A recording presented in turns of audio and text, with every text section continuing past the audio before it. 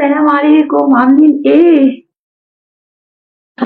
وحشتوني. ازيك يا امي؟ عامله ايه يا قلبي؟ اديني جيت اهو زي ما قلتيلي. اهلا اهلا بالناس الحلوه اللي نوروا. كويس انك انت جيتي النهارده. دخلتك وبنتها جايين يقعدوا معانا شويه النهارده ودايما يسالوا عليكي والله. فيهم الخير. نفسهم يشوفوكي والله. ييه. عارفه لو كنت قلتيلي والله ما كنت جيت يا ماما. اخصى عليكي، مش كنت تقولي لي يا ماما؟ يا ريتني ما جيت. الله. ليه كده يا بنتي؟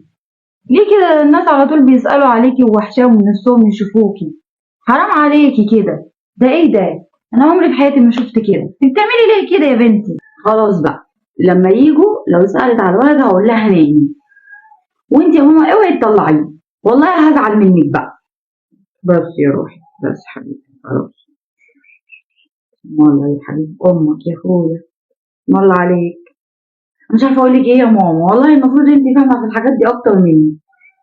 ما كنتيش خليتيني جيت. مش عارفه اقول لك ايه. والله امرك عجيب. انا مش عارفه انت بتعملي ليه كده. انا غلطانه ان انا طلبت منك كتير. حقك عليا. مش عارفه ايه اللي بتعمليه ده. حرام عليكي، حرام عليكي اللي بتعمليه ده كده. اتقي الله. يا بنتي يا ماما مش عارفه انا بعمل كده ليه. واحده بقالها 7 سنين متجوزه وما خلفتش. وانا يا دوبك اتجوزت ربنا كرمني. اخاف يا اختي تحسدني ولا تحسدني ولا يحصل لنا حاجه من ورا ده كله. انا مش عارفه يا ماما انت مش ليه زي الامهات كده وتخافي عليا وتخافي على ابني وانت اللي تقولي له تنصحيني. انا مش عارفه اقول لك ايه بصراحه. ربنا يسامحك. انا كنت قاعده في البيت والله ومريحه نفسي. انا مش عارفه انت ايه اللي خلاكي بعتي لي وقلتي لي تعالي. مش عارفه اقول لك ايه والله. اسمعي بقى الكلام. انا زي ما قلت لك هنيمه. وما تيجي قولي لها ما نايم. حتى لو عيط هخش ارضعه جوه واقعد بيه جوه. وياكي تقولي لها خش. حرام عليكي يا ماما.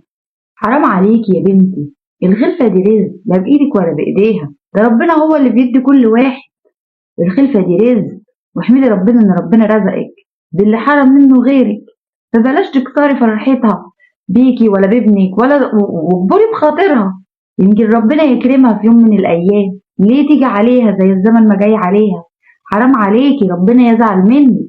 انت اصلا مالكيش فضل في اللي انت جبتيه ده ولا ان انت فيكي حاجه زياده عنها. اتقي الله وخلي في قلبك ذرة رحمة. ما تكسريش بخاطرها. دي مهما كان لحمك ودمك وحتى لو مش لحمك ودمك وانت في ايدك ايه جبت لنفسك وهي ما جابتش لنفسها. دي كلها اسم وارزاق بتاعت ربنا. اتقي الله يا شيخة. ربنا يخلولك ويبارك لك فيه طول ما انت بس ربنا وعارفه ان ربنا هو اللي بيدي وهو اللي بيعطي وهو اللي بياخد. ربنا هيبارك لك فيه ويخليهولك. لكن ما تتصرفي بالتصرف ده اكيد ربنا هيأذيكي. بيبعد عنه يعني كل شر. بس حرام عليكي. هي بايدها ايه؟ هي جايه فرحانه ونفسها تشوف البنه بتاع بنت خالتها وكده. ليه نأذيها في مشاعرها ونكسر قلبها ونكسر بخاطرها؟ حبيبتي ربنا يصلح حالك يا رب ويخلولك ويبارك لك فيه يا رب.